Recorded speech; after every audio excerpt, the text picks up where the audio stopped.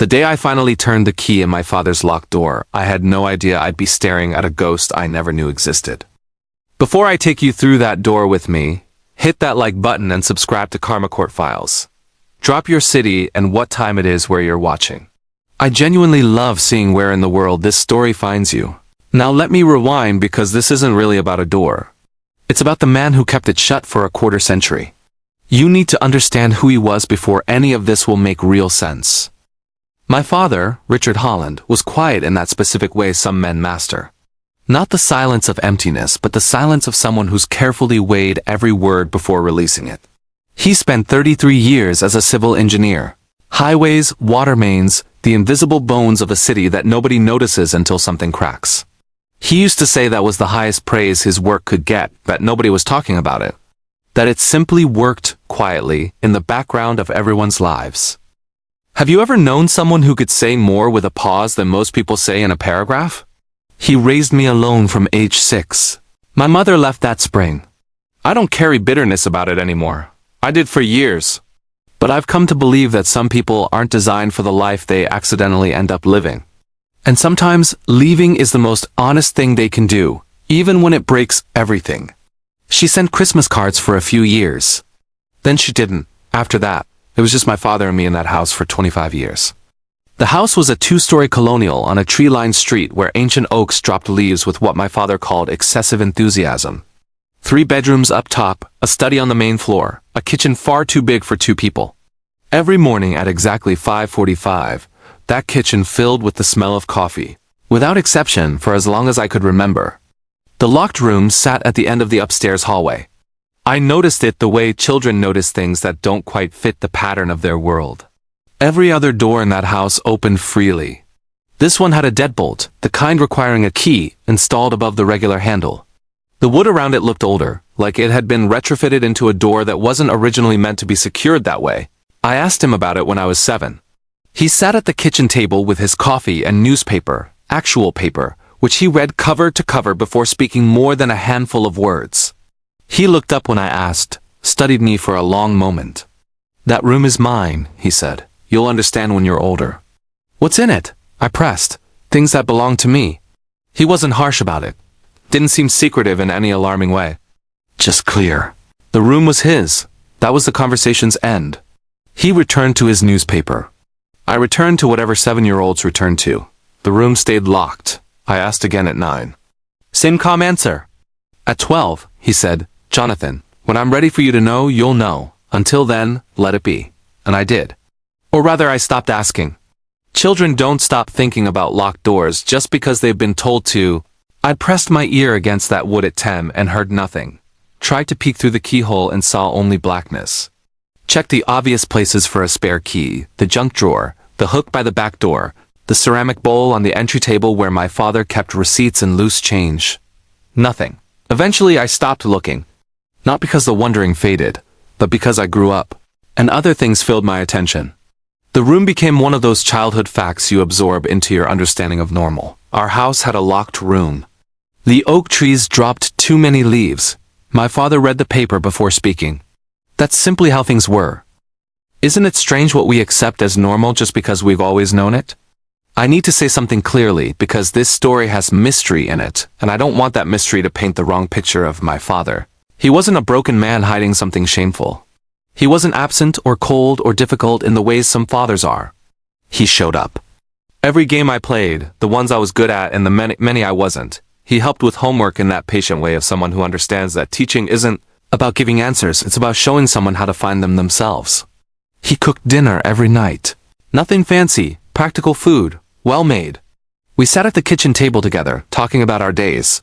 He made infrastructure sound genuinely interesting, which I only recognized as a rare skill years later. He remembered my friends' names, their details, from week to week. He didn't say "I love you" easily or often. But he showed up, and I understood completely that in his language, showing up meant exactly the same thing. I left for college at 18, State University, engineering program, which should surprise absolutely no one. Came home every few months, every summer those first 2 years, then less often as my own life grew heavier and demanded more of my attention. The room was always locked when I returned. I stopped consciously registering it, the way you stop noticing furniture you've passed 10,000 times. My father retired at 66, I was 29. Drove back for a small dinner he allowed me to arrange. Just him and me and his neighbor Harold, who'd lived next door for 20 years and whom my father trusted in that quiet, complete way of his. At dinner, my father seemed unchanged, steady, specific in his conversation. Genuinely interested in my work, never performative about it. He asked about a bridge rehabilitation project I was working on, listened carefully, then offered an observation about load distribution that was better than anything my supervisor had ever said about it. 3 months after retirement, he called on a Tuesday evening. "Jonathan, I need you to come home this weekend." "Is everything okay?" "Everything's fine. I just need you to come home." Friday evening, I arrived. He'd made pot roast, the same meal he'd made on every significant occasion my entire life. Birthdays, the night before I left for college, the weekend I got my first job offer. I sat across from him at the kitchen table and knew, without being told, that something was about to shift. We ate. We talked about Harold's knee surgery, about the oak tree losing a major branch in a storm the week before. My father refilled my water glass without asking. Then he folded his hands on the table and looked at me. "I want to tell you about the room." I set down my fork. "I've been thinking for a long time about when the right moment would be," he said, "and I've decided there isn't a right moment. There's just the moment you're finally willing, and I'm willing." "Okay," I said. He was quiet for a moment, then he began. "How do you start a conversation you've avoided for 25 years? Your mother and I were happy once. I want you to know that first. I think you've always wondered, and I should have said it sooner. We were happy. She wasn't a bad person who did a bad thing. She was someone who wanted a different life than the one we had. And she stayed longer than she should have, trying to want what we had. By the time she left, we were both exhausted in ways that were hard to recover from. I know, Dad. Let me finish." He told me that before she left, before things had soured, there'd been a period of about 2 years he called the good years. Not the early days when everything was new and easy, but a specific window. I would have been about 3 or 4. Something had settled between them into something genuinely good. Sunday mornings. Weekend trips to places that weren't far but felt like they were. A garden they kept together, which surprised me because my father had never kept a garden in all my memories. Those 2 years, he said, had been the best of his life. Then things changed. Then she left. Then it was just the two of us. The room was hers, he said. It was going to be a studio. She painted, not professionally, not with ambition, just because it made her happy. We cleared it out, put good light in it. She was going to make it hers. He stopped. She left before she ever really used it. And I couldn't go in there after. I tried once, about a year after she left. Walked in, stood there a few minutes, walked back out. Put the lock on the door. Never went back. For 25 years, I said. He looked at me steadily. For 25 years, Dad. I know, but I want you to understand something. I wasn't broken by it. I wasn't sitting in this house grieving every day. I built a life. I raised you. I did my work. The room was just something I wasn't ready to open. And because I didn't need to open it, I didn't. There was no reason compelling enough until now. What makes someone finally ready to face something they've avoided for 25 years? Something changed? I asked. He picked up his water glass, set it down without drinking. I'm 66 years old. I retired last quarter. I have more time now than I know what to do with. And I've started to understand that time at the end of a life is different from time in the middle. In the middle, you can leave things for later. Then he said, I'd like to open it together this weekend. If you're willing, of course I'm willing. He nodded, refilled my water glass again. We finished dinner, washed up, watched something on television neither of us was really watching, and went to bed. Saturday morning, coffee at 5:45. He made eggs. We sat at the kitchen table, him with his paper, me with my phone, the way we always had. Comfortable in that particular silence that belongs to people who've known each other long enough to not need to fill the space. After breakfast, he said, ready. He led me upstairs. Down the hallway, past my old room, past the bathroom, to the end where the locked door had always been. He reached into his shirt pocket and pulled out a key, old brass, worn smooth at the edges from being held, which told me he'd held it many times, even if he'd never used it. He put the key in the lock, paused with his hand on it, then turned it. The door opened on a room that smelled like time, dust and something beneath it, something that took me a moment to identify. Paint. Old paint. That specific dry smell of pigment that's been sitting on a pallet or in tubes for a very long time without being opened. The room wasn't empty. There was an easel in the corner near the window, collapsed against the wall. A wooden table along one side, its surface stained in a dozen colors, blues, greens, a streak of deep red that had dried into the wood grain long ago, jars with dried brushes, a wooden stool, a small bookshelf with art books, color theory, history of impressionism, a field guide to botanical illustration. And there were canvases, everywhere, stacked against the walls. Some facing inward, some facing outward, small ones and large ones. Some stretched on frames, some rolled carefully and stored in a long flat box on the floor. My father stood in the doorway, looking at the room. I walked in slowly. I turned one of the canvases facing the wall. It was a garden, small and specific, painted in a careful, slightly tentative style. Like someone who was good but wasn't sure yet how good. Greens in a dozen shades. A suggestion of sunlight across the top. I turned another. A kitchen table, a coffee cup, morning light through a window. I turned another, and my breath stopped. It was me. I was maybe 3 years old, sitting on the floor with something in my hands, a toy I didn't recognize. Painted from above, the angle of someone sitting in a chair, watching a child play. The face wasn't perfectly proportioned the way a professional portrait would be. But the light was right, the way it fell across my hair, across the floor beside me. The feeling of it was completely right. What does it feel like to see yourself through someone else's eyes for the first time, after they've been gone for 25 years? Dad, she painted a lot. That last year especially. I turned another canvas. Another. More of me. Me asleep, me eating. Me in the backyard at some age I couldn't quite place, reaching towards something outside the frame. And paintings that weren't me, landscapes, windows, the oak tree in the front yard.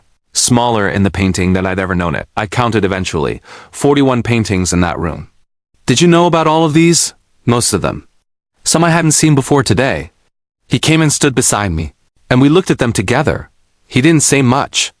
Picked up one of the rolled canvases from the flat box and unrolled it carefully, held it for a moment, set it down. Where is she? I asked. I have an address. I've had it for a while. I've never written. Why not? He was quiet for a long moment. Because I didn't know what I wanted to say. And I've always believed that if you don't know what you want to say, the honest thing is to say nothing until you do. And now? Now I think maybe the paintings should go to her. That's what I wanted to tell you. I wanted you to see them first. I wanted you to know they existed. But I think they belong to her. I looked at him. Even after everything, he said, they're her work. Whatever happened between us doesn't change whose work it is. We spent most of that day in the room. Went through everything carefully. My father told me what he knew about individual paintings, which ones she'd worked on longest, which ones had frustrated her, the few she'd talked about with anything like pride. He told me about the garden from the first painting.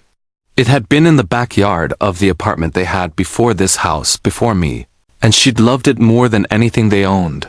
Mourned it when they moved. Late afternoon. I sat on the wooden stool. My father sat on the floor with his back against the wall, something I'd never seen him do. We stayed in the room as the light changed. I should have opened it sooner, he said. You opened it when you were ready.